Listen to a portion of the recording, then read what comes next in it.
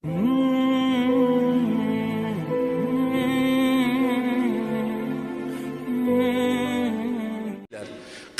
davrda bo'lgan bir kunda 3 ta reis 750 insonni Makka ga, Madinaga borganini eng yoshi qariyalar ko'rganmisizlar, eshitganmisizlar? Dadaylar borganmidi bir kunda? 750 tadan inson umra hajiga borganini qayerda ko'rgansiz? Qani buni shukri? Oraylarda qanchaylar bor borib kelayotganlar. Hammasi sayohat, borib olib telefon, Ka'batullohga orqasini o'girib Rasulullohning ravzalariga orqalab telefon bilan ovora. Tavba qani? Ertaga ibodat qani? Boshqa yer yuzini masjidlarida o'qilingan 100 ming rakatdan savobi ulug' deb turibdi. Nega ibodat qilmayapsiz borib turib? Borib kelayotganlardan so'rayapman. Rasulullohga shikoyat qildingizmi desam, salom etdim deyapti. Salomni ko'chadagi odamga ham salom etamiz-da. Shikoyat qilmadingizmi desam, nima shikoyat qilishim kerak? Ey Rasululloh, ey Allohning habibi, ey Allohning do'sti, men O'zbekiston degan diyordan keldim. Men bu yerga sayohat, tijorat uchun kelganim yo'q, sovg'a salom olish uchun kelganim yo'q. Meni bu yerga keltirgan narsa Allohga bo'lgan iymonim, sizga bo'lgan muhabbatim.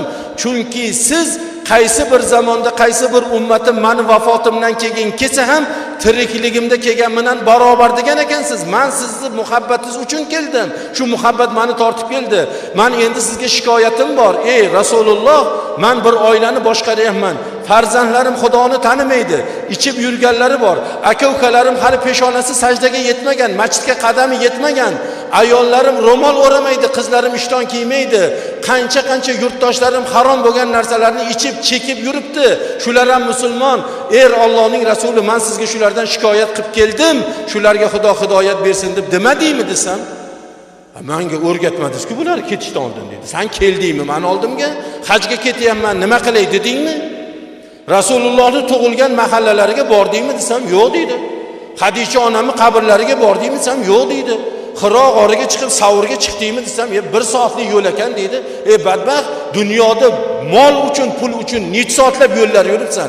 Shu 1 soatlik masofani sen ayadingmi? Nimani joningni ayadingmi sen? Shu yerga Rasulullohning qadamlari tekkan deb borib duo qilmaysanmi? O'sha joylarda 2 rakat namoz o'qimaysanmi? Xalq haqqiga, yurt haqqiga, yurtboshi haqqiga duo qilmaysanmi o'sha muqaddas joylarda? Seni shuning uchun yuboryapti-ku, shuning uchun imkoniyat berdi-ku senga. Borib sayr qilasan, borgandan do'kon. Yana birodarlarimiz aytadi, shunaqa odamlar bor, borgandan gostinsaga yotib oldi deydi. Bir marta ham chiqqani yo'q, qaytib keldik, aeroportdan oyog'ini tagiga poyandozlar solib Pradolar olib chiqib ketdi deydi. Hoji bu. U hoji Ka'bani ham borib ko'rmadi deyapti. Mana g'aflat. Qani Xudodan qo'rqish? Qani Xudo nimaga ularni o'sha gostinsadan chiqarmadi? Xudoy taolo uni dunyoda o'tkazgan umri uchun Ka'batullohni rashk qildi, undan qizg'ondi, uni ko'rgisini ko'rsatishni xohlamaganligi uchun. O'zimizda ham bugun masjidga bormayapmizmi? Bugun borib jamoat orasida namoz o'qiy olmayapmizmi? Bugun umrimiz o'sha ulfat alkashlar ichida o'tyaptimi? Xudoy taolo bizni qilib yurgan ishlarimiz sababidan masjidga qadamimizni bosishni xohlamayapti. Bizni borg'izmayapti, shuning uchun bora olmayapmiz. Qani qo'lingizdan kelsa borib ko'ring-chi. Borg'izmaydi. O'tga borishlik uchun oldin o'zimizni isloh qilishimiz kerak, tavba qilishligimiz kerak, gunohdan qaytishimiz kerak. Ya ayyuhallazina amanu tubu ilallohi tawbatan nasuha. Ey bandalarim, ey musulmon bandalarim, Allohdan taqvo qiling, Allohga tavba qilinglar. Tavba qilganda ham avvalgi gunohlaringizni ikkinchi qilmaydigan darajada tavba qilinglar, deyapti Xudoy taolo. Bizlarda hozir tavba bormi? Qachon bo'limiz kechqurun turib yo bugun erta bilan Allohim, yoshim falon yoshga yetdi. Qancha gunohlarim bor. Buni men bilaman, sen bilasan. Tavba qildim dedikmi bugun? Astagfirulloh etdikmi? Qo'limizda tasbih, astagfirullohni aytyapmiz, xayolimiz tamomila boshqa joyda. U astagfirulloh nima degan so'z? Buni ma'nosi nima? Bu astagfirullohni 33 marta aytgandan keyin inson qandoq bo'lishlik kerak? Qandoq yurishlik kerak? Qandoq turishlik kerak? Buni o'ylab ham ko'rayotganimiz yo'q, birodarlar. Yo shunchalik Allohning azobiga chidamligimizmi? Do'zaxga tayyormizmi? Birodarlar, bu zaminda ne ulug'lar o'tgan. ne valilar o'tgan bu zaminda.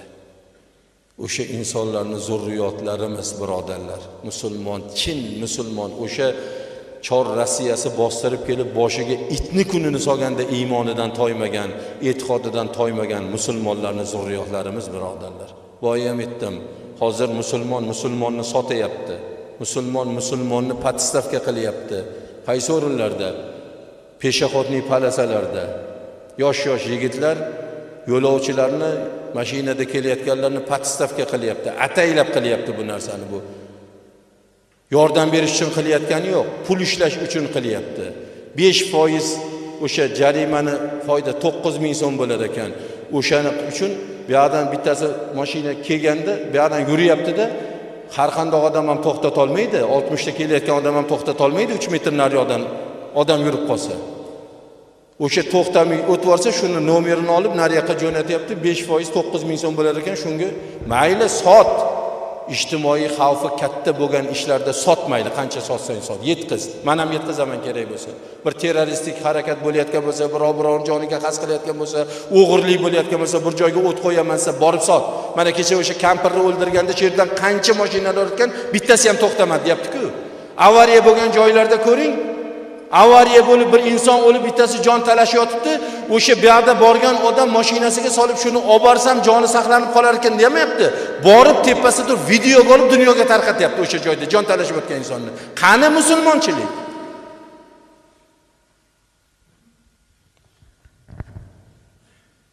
Bu ishni kim qilyapti o'sha palasalarda peshaxodliklar kim qilyapti? Kim o'zi ular? Kimni bolalari? Men ochiq aytaman. Ular o Chor Rossiya bostirib kelganda, mana bu yerda eshon bor, mana bu yerda qori bor, mana bu yerda olim bor, mana bu yerda mulla bor, mana bu yerda imom bor, mana bu yerda bor deb sotgan odamlarni chavara avaralari shular.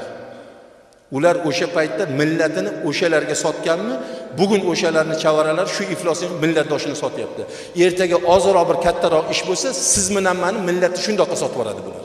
5-9 so'mga sotib olgan inson kattaroq 1 million bersa, butun hamma yo'g'ini sotadi. Xudodan qo'rqqanligi uchun qilyaptimi shu ishni?